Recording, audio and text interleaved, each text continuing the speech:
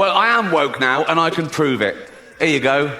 I love illegal immigrants. Yeah, sue me now. Sometimes I go down to Dover for the day, right? And I look out, right? I look for a boat, and I see a dinghy with about 60 of them, and I go over here, like, right?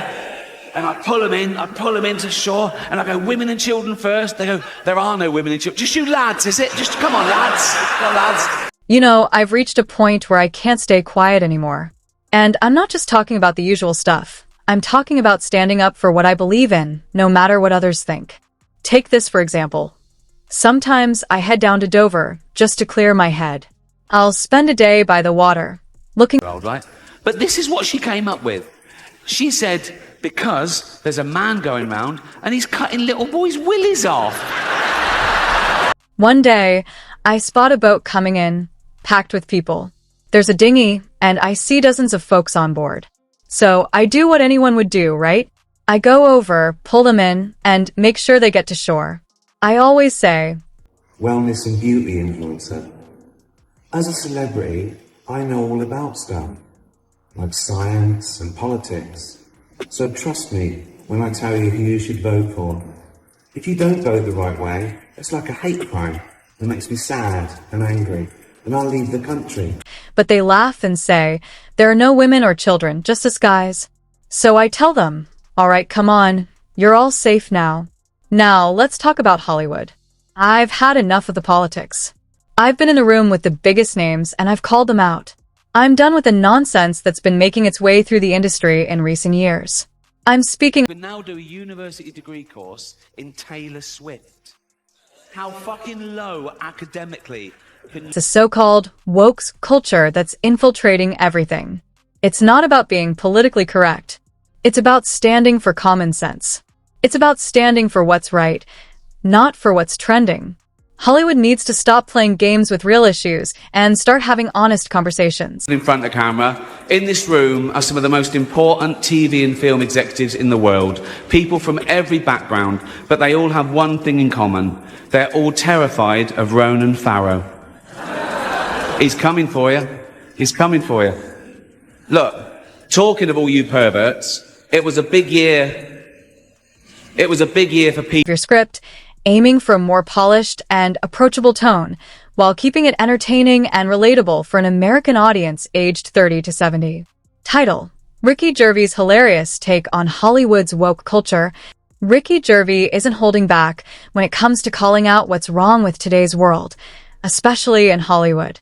He's got a sharp... Big backlash, wasn't there? Big backlash. People going, you can't say that. You can't. Ridiculousness of it all, and he's not afraid to make people laugh while making a point. Take this one, for example. He's talking about a conversation he had with a 7-year-old. The child said, there's a man going around and he's cutting little boys. You know what? Now, you might laugh at the absurdity of it all, but it's a good example of the confusion many are feeling about how society is changing, especially when it comes to the culture being... Dead named her. Now, I'd never heard that term, before a day after the Golden Globes, and that was saying her old name, and even acknowledging that she used to be a man. But she did. I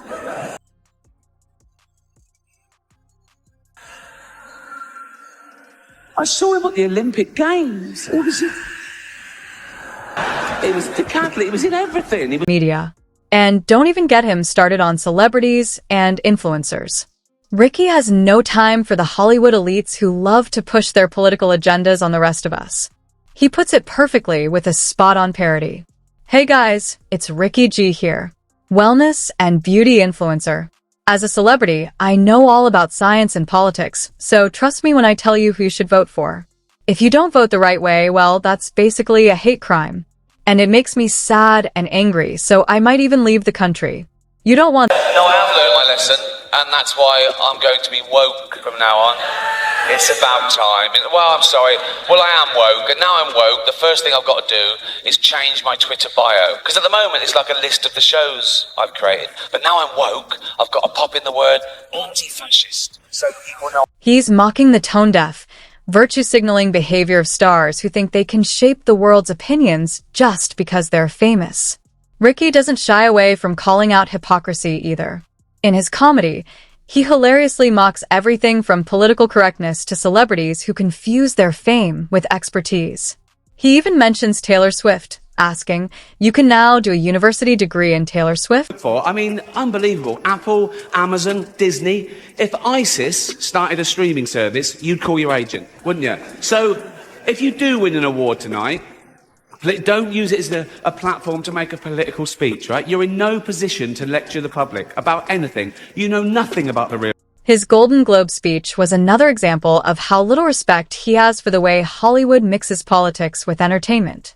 He's not afraid to say that celebrities don't know the real world. They just know how... The world revolves around them, right? Particularly on Twitter, right? I don't know. I'm not tweeting anyone. I'm just tweeting, okay? I don't know who's following me. I've got 12 million followers. I don't know who's following me. They can be following me without me knowing, right? Choose to read my tweet and then take that personally.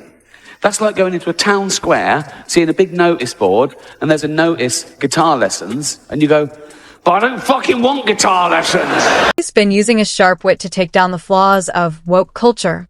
He reminds us all, celebrities are in the business of entertainment, not political instruction.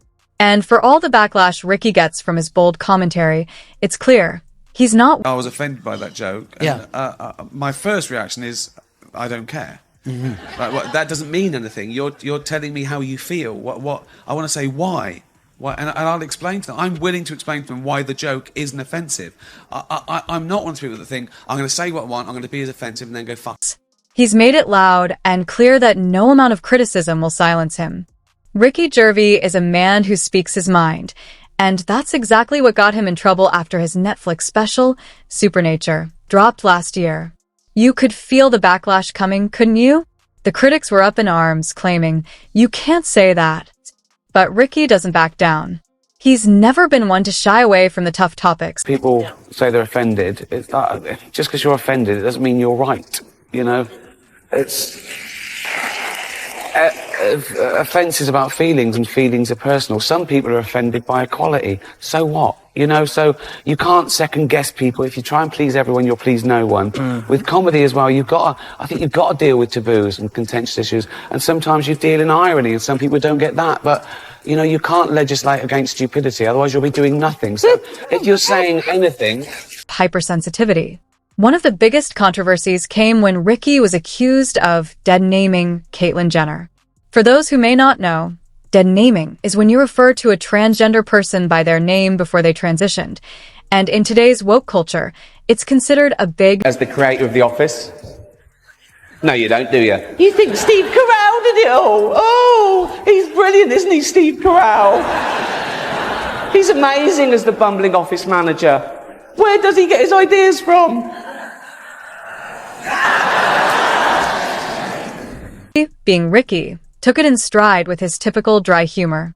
He explained it like this: "I'm willing to learn, honestly. I found out my crime was that I dead-named her. Now, I had no idea what that meant until the day after the Golden Globes. But here we are."